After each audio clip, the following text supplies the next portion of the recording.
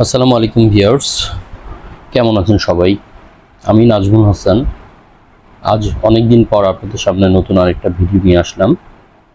আজ একটু ব্যতিক্রম টাইপের ভিডিও নিয়ে আসলাম আপনাদের সামনে। সেটা হচ্ছে, আজ আমরা ফ্রেন্ড সার্কেল মিলে ঢাকা থেকে তাশকান্ত উজবেকিস্তান যাব। সেই যাবার পুরো যাত্রাটা আপনাদের সামনে তুলে ধরব। বন্ধুরা, আপনারা হয়তো সকলেই এখন অবগত আছেন যে উজবেকিস্তান, তাজিকিস্তান, কিরগিজস্তান এই তিনটি দেশের ভ্রমণ এখন খুব সহজে করা যায়। কিন্তু বিষয় হচ্ছে যে এই তিনটি দেশের ভ্রমণ কারা করতে পারবে এবং কারা করতে পারবে না। বাংলাদেশ এয়ারপোর্ট, যেটা হচ্ছে হযরত শাহজালাল ইন্টারন্যাশনাল এয়ারপোর্ট যেটি আছে, এখানে কি ধরনের সমস্যাগুলি হয়, যাদের মুভমেন্ট আছে তাদের বেলায় কি সমস্যা হবে এবং যাদের মুভমেন্ট একেবারেই নাই তাদের বেলায় কি সমস্যা হবে। এখানে একটা কথা বলে রাখি যে উজবেকিস্তান যে যাবেন আপনি, এখানে কিন্তু ই ভিসা নিয়ে যেতে হবে। এখানে আপনার আগের কোনো দেশ ভ্রমণ থাকার দরকার নেই, আপনি সাদা পাসপোর্টেও এই ভিসাটা হয়ে যাবে। ভিসা ফি সিঙ্গেল এন্ট্রি 2200 থেকে 2500 টাকা এবং ডাবল এন্ট্রি প্রায় 5000 টাকা, মাল্টিপল এন্ট্রি 7000 টাকা, এইরকম কম বেশি হয়ে থাকে আর কি। আপনারা হয়তো দেখছেন আমরা ঢাকা এয়ারপোর্ট থেকে রওনা হয়ে এখন আমরা দিল্লি এয়ারপোর্টে ল্যান্ড করলাম। আর আমাদের এই চলার পথে এখানে ট্রানজিট হয়েছে দিল্লি এয়ারপোর্ট। ঢাকা থেকে দিল্লি এয়ারপোর্ট প্রায় 2.5 থেকে 3 ঘন্টা, দিল্লি এয়ারপোর্টে প্রায় 3 ঘন্টা ট্রানজিট, এবং সেই দিল্লি থেকে তাশকান্ত মানে উজবেকিস্তান এয়ারপোর্ট, ইন্টারন্যাশনাল এয়ারপোর্ট যেটা, সেখানে হচ্ছে প্রায় লাগে হচ্ছে 2.5 থেকে 3 ঘন্টা। তো এই চলার পথের সকল ভিডিওগুলি আপনারা দেখেন, কিন্তু কিছু গুরুত্বপূর্ণ তথ্যগুলি আমি আপনাদের সামনে শেয়ার করছি, যেটা আপনাদের পরবর্তী ভ্রমণের জন্য খুবই সহায়তা করবে।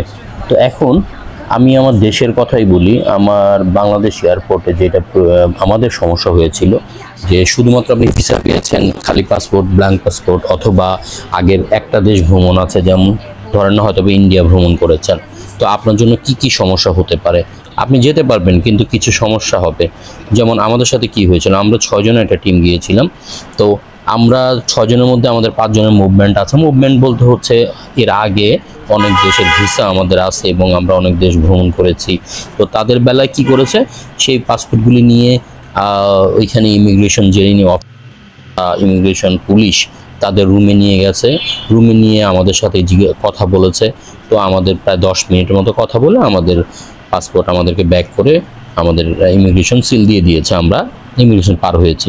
কিন্তু আমাদের সাথে একজন ছিল, তার মুভমেন্ট ছিল মাত্র একটি দেশ, তাও প্রায় 5 বছর আগে কলিকাতা ছিল। তো তাকে আটকে দিয়েছে, তাকে যেতে দিবে না বা এমন কিছু।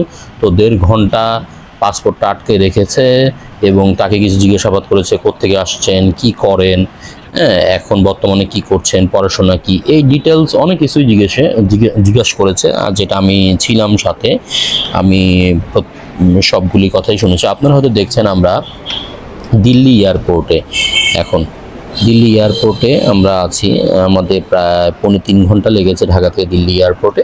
তো দিল্লি এয়ারপোর্টটা দেখানোর চেষ্টা করছি। দিল্লি এয়ারপোর্ট থেকে আমরা এখানে প্রায় 2.5 থেকে 3 ঘন্টা ট্রানজিট। তারপর এখানেও আমাদের চেকিং হবে, অনেক চেকিং হবে। চেকিংয়ের পর আপনার চলে যাব হচ্ছে, আমরা বিমানে উঠব। তো আমরা ল্যান্ড করব হচ্ছে তাশকান্ত বা উজবেকিস্তান ইন্টারন্যাশনাল এয়ারপোর্ট। তো যেটা হয়েছিল, আমাদের সাথে যিনি ছিল তাকে প্রায় 1.5 থেকে 2 ঘন্টা জিজ্ঞাসাবাদ করেছে এবং পাসপোর্ট আটকে রেখেছে। শুধু সেই নয়, তার সাথে প্রায় 30 জনের অবস্থা এরকম ছিল, 25 থেকে 30 জন। তো 2 ঘন্টা পরে তার পাসপোর্ট ব্যাক করেছে, কিন্তু বাকি 5 থেকে 6 জনের পাসপোর্টটা ব্যাক করেনি এবং তারা ফ্লাই করতে পারেনি। আমি নিজেই দেখেছি এটা। তো হয়তোবা তাদের ইনফরমেশন স্ট্রং ছিল না, বা তাদের সাথে যে কথা বলেছে সে কথাগুলি তাদের মানে তাকে বিশ্বাস করতে পারে না। ইমিগ্রেশন অফিসারকে হয়তোবা বুঝাতে পারে না যে আমি এখানে থাকবো না বা চলে আসবো, এরকম কিছু। আসলে এখন বর্তমানে যা হয়েছে, যা শুনলাম আমরা, যে উজবেকিস্তান হয়ে, তাজিকিস্তান হয়ে বা কিরগিজস্তান হয়ে রাশিয়ার দিকে ওইখানে এন্ট্রি নিচ্ছে, ইন বেশি আউট কম। যার ফলে এখানে কিরগিজস্তান ভিসাটা বন্ধ করে দিয়েছে বাংলাদেশিদের জন্য, হয়তো এই ভিসা 2-1টা হচ্ছে আর স্টিকার ভিসা হচ্ছে না। সো আমি এখানে আরেকটু ইনফরমেশন দিয়ে রাখি আপনাদের, যদি মুভমেন্ট কম থাকে, একটি দেশ লেগে থাকে বা 1-2টি পাসপোর্টে ভিসা লেগে থাকে, তাহলে আপনাদেরকে হয়তোবা বাংলাদেশ এয়ারপোর্টে একটু ঝামেলা করবে। ইমিগ্রেশন পুলিশ যে আছে সে আপনাকে জিজ্ঞাসাবাদ করবে, হয়তো 1.5 ঘন্টা আপনার পাসপোর্টটা আটকে রাখবে, 2 ঘন্টার মতো আটকে রাখবে, অবশ্যই ছাড়বে। কিন্তু একেবারে দেশ ভ্রমণ নাই, কিন্তু ইনফরমেশন আপনি ঠিকমতো দিতে পারেননি বা তার কথার সাথে আপনার কোনো কিছু মেলে নাই, তাহলে আপনাকে ফ্লাই করতে দেবে না। এরকম 3 থেকে 5 জনের হয়েছে, আমি দেখেছি। তো এই হচ্ছে বাংলাদেশ বিমানের, বাংলাদেশ এয়ারপোর্ট থেকে যখন আপনি আসবেন, পার হবেন, এই ঝামেলাটা কিন্তু আপনাকে পোহাতে হবে। আর এটা তো আপনারা জানেনই, বাংলাদেশ এয়ারপোর্ট এবং দিল্লি এয়ারপোর্টে যেটা করে, একেবারে প্যান্টের বেল্টটা সহ খুলতে হয়, জুতো খুলে সকল কিছু চেক করে তারপর আপনাকে ইমিগ্রেশন পার হতে হয়, যেটা আসলে খুবই লজ্জাজনক বা বিরক্তিকর। তো এটা হয়তো বা তাদের রুলসের মধ্যে আছে, এই জন্য করে, কিন্তু আমার খুবই আসলে এটা বিব্রতকর লেগেছে। তো আপনারা দেখছেন হয়তো বা আমরা দিল্লি এয়ারপোর্ট থেকে ফ্লাই করেছি তাসকান্তের উদ্দেশ্যে। এটা কিন্তু দিল্লির রাতের দিল্লি দেখছেন। তো এখানে ফ্লাই করবে প্রায় 3 ঘন্টার মতো, তাসকান্ত যেতে 3 ঘন্টার মতো লাগবে। আমরা রাত 12:30 বা 1:45 নেমেছি, ল্যান্ড করেছি। এই হচ্ছে আমার বাংলাদেশ এয়ারপোর্টের কিছু তথ্য আমি দিয়ে রাখলাম। আপনি যদি মুভমেন্ট কম থাকে তাহলে হয়তো বা একটু বিড়ম্বনা হবে আপনার জন্য, কিন্তু ছেড়ে দিবে। আর মুভমেন্ট বেশি থাকলে তারপরও আপনার পাসপোর্টগুলি নিয়ে ইমিগ্রেশন পুলিশ তাদের বসের কাছে নিয়ে যাবে, কথা বলবে, তারপরে হয়তো বা ইমিগ্রেশন কমপ্লিট করবে। এই হচ্ছে বাংলাদেশের অবস্থা। তারপরে আসেন দিল্লিতে যখন আপনি যাবেন, দিল্লিতে নামবেন, তখনও আপনাকে একেবারে জুতো খুলে, বেল্ট খুলে সকল কিছু চেক করবে। তো এটা আপনাদের কিন্তু জিনিসগুলি করতে হবে। বিমানের মধ্যে আমরা আগে থেকে আমাদের টিকিটের সাথে একটা খাবার অ্যাড ছিল, সেই খাবারটা একটা খুব বড় মাপেরই বা বড় টাইপেরই একটা স্যান্ডউইচ ছিল, আপনারা হয়তো বা দেখছেন। তবে এই প্রথম ভিডিওতে যেই স্যান্ডউইচটা দেখছেন, এটা কিন্তু বেশি টেস্ট ছিল না। আচ্ছা, যাই হোক, আমরা অলরেডি তাসকান শহরের উপরে আছি, শেষের দিকে আমরা হয়তো বা এখনই ল্যান্ড করব বা কিছুক্ষণের মধ্যে ল্যান্ড করব। আমরা তাসকান বা উজবেকিস্তানের রাতের শহরটা দেখছি আকাশ থেকে, আপনারা দেখছেন। তো আবারও বলি, আপনার সাথে যে ইনফরমেশনগুলি লাগবে সেটা হচ্ছে আপনার কিছু পেপারস, সেটা হচ্ছে আপনার যদি আপনি চাকরিজীবী হন তাহলে আপনার অফিস থেকে আপনার ছাড়পত্র, আপনার ভোটার আইডি কার্ডের কপিটা নিয়ে নিন।